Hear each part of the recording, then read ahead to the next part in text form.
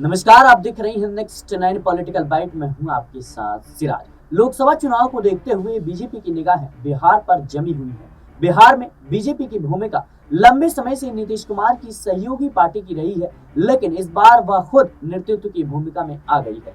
Bihar NDA में BJP अब leading position में है और सबसे ज्यादा सीटों पर चुनाव लड़ने जा रही है। एलजेपी के चिराग पासवान गुट के साथ जारी गतिरोध खत्म होते ही सीट शेयरिंग के फॉर्मूले पर भी अब मुहर लगती हुई नजर आ रही है। अब ये साफ हो गया है कि बीजेपी बिहार में 40 सीटों में से 17 सीटों पर चुनाव लड़ेगी। नीतीश कुमार की जेडीयू 16 सीटों पर और चिराग पासवान की एलजेपी 5 सीटों पर अपने उम्मीदवार उतारेगी। वहीं उपेंद्र कुशवाहा और जीतन राम मांझी के पाले में एक एक सीट आई है और लंबे गतिरोध के बाद बिहार में बीजेपी और चिराग पासवान के बीच सीट शेयरिंग पर सहमति बनती दिखाई दे रही है। बता दें कि बीजेपी ने साफ तौर पर चिराग पासवान को 6 सीटों की पेशकश की थी।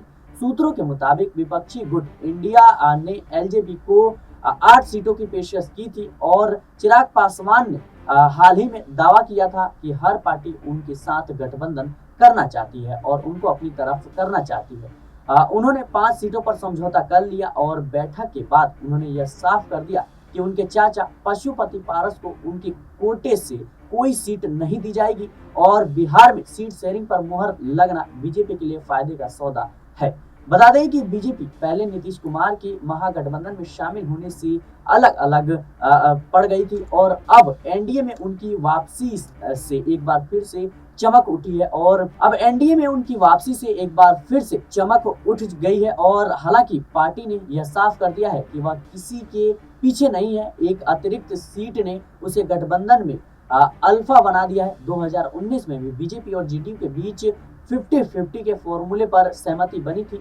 दोनों ने ही बराबरी सीटों पर चुनाव लड़ा था। बीजेपी और जेडीयू ने 17-17 सीटों पर, लोक जनशक्ति पार्टी यानी एलजेपी ने 6 सीटों पर चुनाव लड़ा था। उस समय एलजेपी का नेतृत्व चिराग पासवान के पिता रामविलास पासवान ने किया था। एनडीए गठबंधन ने 40 में से 39 सीटें जीती थी।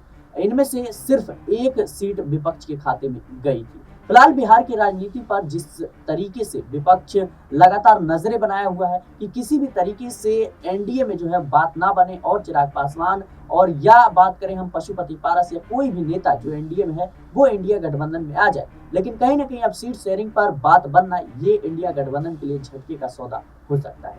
फिलहाल के लिए इस खबर में इतना ही। देश और दुनिया की तमाम खबरों के लिए बने रहे नेक्स्ट 9 पॉलिटिकल बाइट के साथ।